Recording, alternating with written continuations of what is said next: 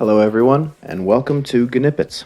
My name is Germ, and today I wanted to talk about failure. Failure is a really interesting thing because everyone experiences it. Everyone fails one way or another. Some don't try very hard and they fail, and others try really hard and they still fail. Really humbles us all. But what I'd like to share is that it doesn't matter if you fail. No amount of failure will ever make you a failure. And I remember when I was an undergrad, I had a professor.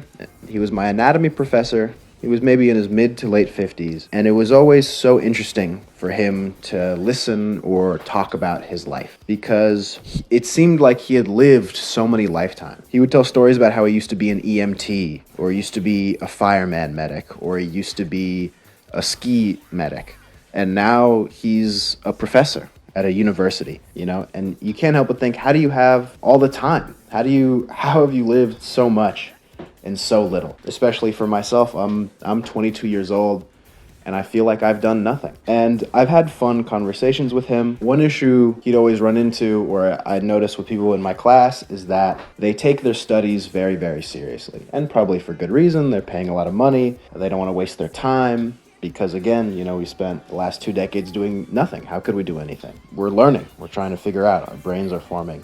And sometimes he'd get phone calls in the middle of the night, or frantic emails, talking about how worried the students are about failing their class or failing this test. And it's so interesting because you listen to him talk about this, and this is a man who's had people die in his arms. And it's so odd listening to these people talk about how this is an emergency, I'm going to fail my test. And he just looks at them and he goes, you have no idea what an emergency is. And why I bring this up when talking about failure is because you have time. Don't freak out. Don't worry about it. There's no rush. There's always next year, right? I remember when I failed my first class, coincidentally, it was in college. It was Physiology 325. I remember I was so upset. I got on my bike and I just biked for miles. Miles and miles and miles. I was out there for like 2 hours. I think I biked like 15 miles in total or something. And at the end of it, I was like, why am I so upset?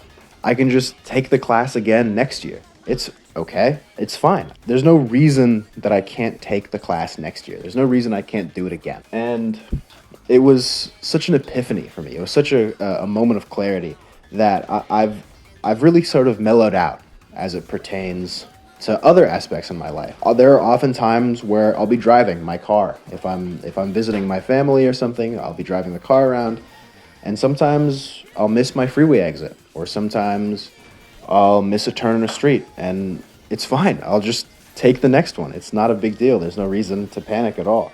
There's nothing to be upset about. There's always next time. You can always do it again. And I guess that's what I wanted to share. And even if you're really old watching this, though, I think it's unlikely. Some people might think that they're too old, that it's too late. And you really never can be too old to start learning something or working on something. Because what else are you going to do, right? There's a quote that I've heard.